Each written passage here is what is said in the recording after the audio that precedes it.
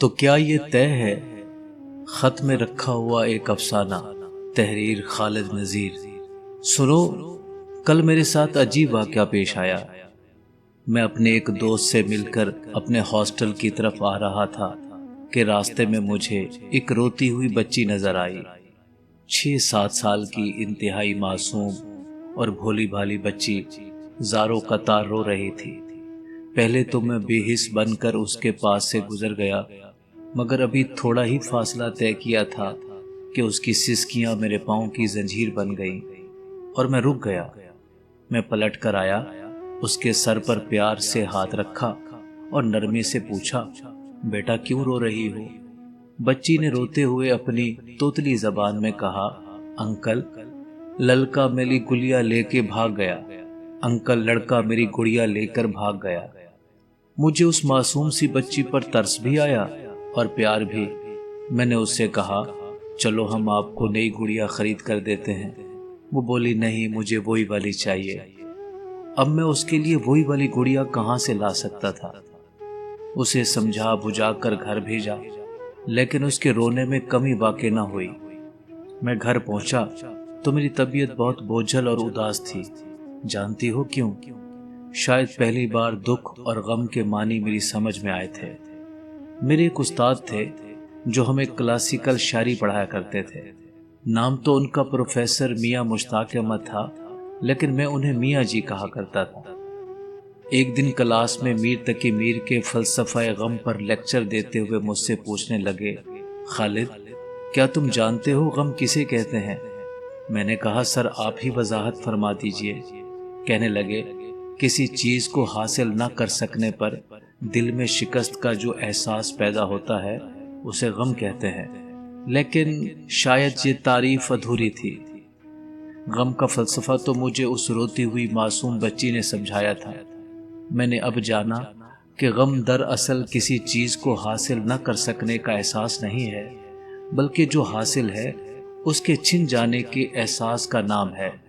حاصل نہ کر سکنے اور حاصل ہو کر چھن جانے میں بڑا فرق ہے۔ خوشی اگر کسی چیز کے پانے کا نام ہے تو پھر غم چھن جانے کو کہتے ہیں۔ اچھا تمہیں ایک اور بات بتاؤں؟ کل اظہر صاحب، وہی جو میرے روم میٹ اور کلیگ ہیں، مجھ سے بہت محبت کرتے ہیں۔ وہ اور میں بازار گئے۔ تمہیں تو پتہ ہے میں کتنا مست مولا ہوں، چلتا راہ پر ہوں، دماغ آسمان پر ہوتا ہے۔ کل بھی میں اپنے خیال میں مگن سڑک پر چل رہا تھا کہ بے دھیانی میں مصروف سڑک کے عین وسط میں پہنچ گیا۔ وہ بھلے آدمی میرا ہاتھ پکڑ کر کھینچتے ہوئے مجھے فٹ پاتھ پر لے گئے اور سختی سے مجھے دیکھ کر چلنے اور ٹریفک سے بچنے کی ہدایت کرتے رہے۔ خیر، جب ہم بازار پہنچے تو وہ کوئی چیز خریدنے کے لیے کسی دکان کے اندر چلے گئے اور میں باہر کھڑا ان کا انتظار کرنے لگا۔ بازار اپنے عروج پر تھا، خوب گہما گہمی تھی۔ ہر طرف دکانوں میں روشن کمکمے اور جلتی بجھتی بتیاں خریداروں کو اپنی طرف متوجہ کر رہی تھی۔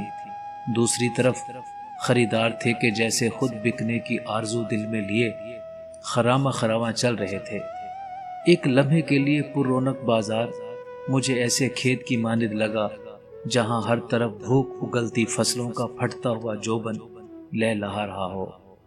روشنیوں کے اس شہر میں دمکتے ہوئے چہروں والے لوگ مجھے خریدار کم اور بکاؤ مال زیادہ نظر آئے، ایسے جیسے ہر چہرے پر لکھا ہو فار سیل۔ پتہ نہیں کیوں مجھے ایسے لگا جیسے یہ رنگین پیرہنوں میں ملبوس مخلوق بلا کی بھوکی ہے۔ مجھے ان کے پیٹوں کے ساتھ جسم بھی بھوکے نظر آئے۔ خیر، بھوک تو بھوک ہی ہوتی ہے، چاہے پیٹ کی ہو یا جسم کی، آدمی کو اندھا کر دیتی ہے۔ جسم کی بھوک کی ہوس میں گرفتار یہ لوگ مجھے قابل رحم نظر آئے۔ مگر ان سب باتوں سے تم یہ مت سمجھنا کہ اندھوں کے اس بازار میں مجھے آئینے فروخت کرنے کا شوق لیے پھرتا ہے۔ نہ تو مجھے اس کی ضرورت ہے اور نہ خواہش۔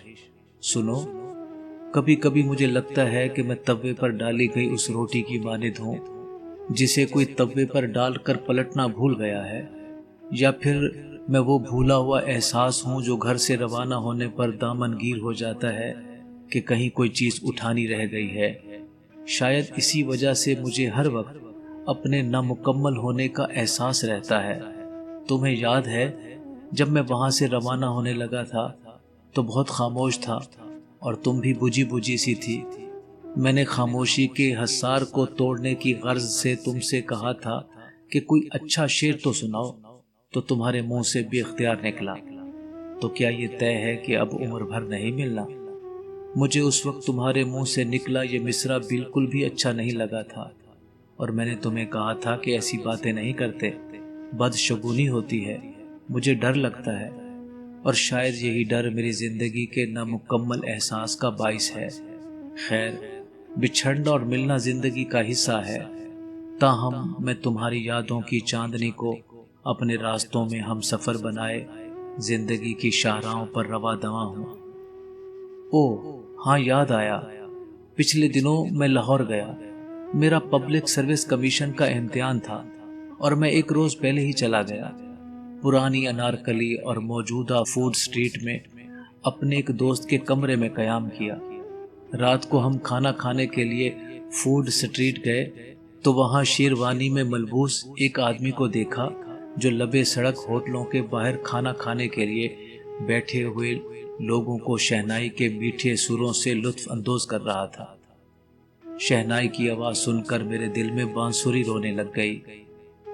فوڈ سٹریٹ سے باہر آئے تو میں نے اپنے دوست سے کہا کہ آؤ مال روڈ کی طرف چلتے ہیں۔ میرا دوست اور میں مال روڈ پر چلتے ہوئے ماضی کے کھنڈر کریدنے لگے۔ ہم نے ناصر کاظمی کو بہت یاد کیا۔ مال روڈ پر چمکتی دمکتی فراٹے بھرتی گاڑیوں غول کے غول رواں تھے۔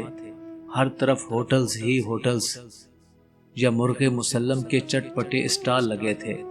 لوگ تھے کہ ٹڈی دل کے لشکروں کی طرح کھانوں پر ٹوٹے پڑے تھے۔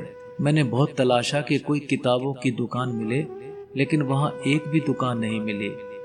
چلتے چلتے دور جا کر ایک کتابوں کی دکان نظر آئی تو ہم اس میں گھس گئے۔ بہت کم لوگ تھے جو وہاں کتابوں کے پنے الٹ کر پلٹ رہے تھے۔ انہیں دیکھ کر مجھے بہت خوشی ہوئی۔ میں اور میرا دوست بھی کتابیں دیکھنے میں محو ہو گئے۔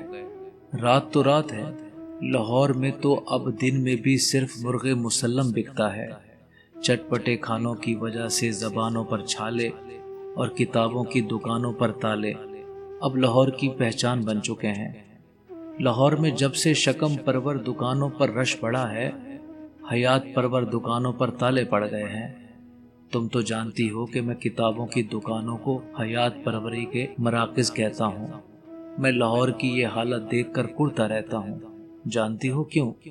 کیونکہ زوال پذیر اور انحطاط کا شکار معاشروں کی ایک نشانی یہ بھی ہوتی ہے کہ وہاں کھانوں اور خوردنی اشیاء کی دکانوں میں اضافہ ہو جاتا ہے اور کتابوں کی دکانوں میں کمی۔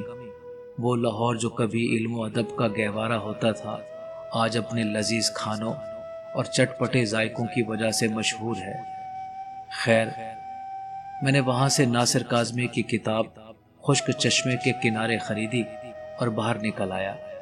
اس کے بعد میں اور میرا دوست ایک دوسرے کو ناصر کاظمی کے اشعار سناتے ہوئے مال روڈ پر آگے بہت دور نکل گئے۔ وہاں جہاں سناٹوں اور اندھیروں کے درمیان کھڑے اداس درختوں کے سائے لپیٹے آج بھی ناصر کاظمی شہر لاہور کی سوئی ہوئی زمین سے اپنے پیاروں کا اتا پتا پوچھتا پھرتا ہے، اسی جگہ جہاں وہ بچھڑے ہوں کی یادوں کے میلے سجائے بیتے دنوں کی راکھ کریدتا پھرتا ہے، اس کے لیے رات آج بھی تخلیق کی علامت ہے۔ سنو، تمہیں ایک راز کی بات بتاتا ہوں۔ ایسی ہی ایک رات میں نے بھی اپنے دل میں چھپائی ہوئی ہے۔ وہ حالت زچگی میں بیٹھی ایک ایسے راستے پر تمہاری منتظر ہے جہاں سے تمہارا گزر ممکن ہو۔ مجھے یقین کامل ہے کہ اس کی کوکھ سے پیدا ہونے والا بچہ سناٹوں اور تاریکی میں روشنی کے دیے جلائے گا اور وصال رت کے گیت گائے گا۔ ہم چلتے چلتے جنرل پوسٹ آفس کی عمارت کے سامنے پہنچے تو میں نے اپنے دوست سے کہا کہ یہی وہ پوسٹ آفس ہے جہاں اردو کا مایا ناز افسانہ نگار راجندر سنگھ بیدی خطوں کے لفافوں پر ٹھپے لگایا کرتا تھا۔ مجھے محسوس ہوا کہ وہ اب بھی یہاں موجود ہے اور لفافوں پر ٹھپے لگا رہا ہے۔ میں جا کر اس سے پوچھوں کہ کیا اس لڑکی نے اسے اپنے سارے دکھ دے دیے ہیں کہ جس کے بارے میں اس نے لکھا تھا اپنے دکھ مجھے دے دو۔ اچھا یاد چھوڑو ان سب باتوں کو، میں تمہیں ایک اور بات بتاتا ہوں۔ کل میری اور اظہر صاحب کے رشتوں کے موضوع پر بحث چھڑ گئی۔ کہنے لگے کہ ہر رشتے اور تعلق کی اپنی ایک طبعی عمر ہوتی ہے، اس پر بھی جوانی اور بڑھاپا آتا ہے، مگر ان کی یہ بات میرے حلق سے نہ اتر سکی۔ میں نے کہا اظہر صاحب، مجھے آپ کی اس بات سے اتفاق نہیں ہے۔ میں رشتوں کو زمان و مکان کی قید میں رکھ کر نہیں دیکھتا۔ میں آج بھی ماضی کے ان عظیم لوگوں سے رشتہ جوڑے ہوئے ہوں جنہوں نے انسانیت کو اس کی معراج سے ہمکنار کیا۔ اگرچہ میں نے ان لوگوں کو نہیں دیکھا، آج بھی ایسے لاکھوں کروڑوں لوگ موجود ہیں جو اپنی اپنی عظیم ہستیوں سے پیار کرتے ہیں، اور وقت کے ساتھ ساتھ ان کی محبت میں اضافہ ہوتا چلا جاتا ہے، حالانکہ ان سب نے ان لوگوں کو دیکھا تک نہیں ہوتا۔ خیر حقیقت کچھ بھی ہو، میں تم سے پوچھتا ہوں کہ رشتے اور تعلق کو تم کس نظر سے دیکھتی ہو؟ کیا تمہارے نزدیک بھی ہر رشتے کی ایک طبعی عمر ہوتی ہے؟ کیا تمہیں لگتا ہے کہ رشتہ بھی ایک خاص وقت گزار کر بچپن، جوانی اور بڑھاپے کی منزلیں طے کرتا ہوا بالآخر موت پر اختتام پذیر ہو جاتا ہے؟ اپنے خط میں میرے سوالوں کا جواب ضرور دینا تاکہ میں بھی اپنے رشتے کی اگلی منزل کا تعین کر سکوں۔ تمہارا اپنا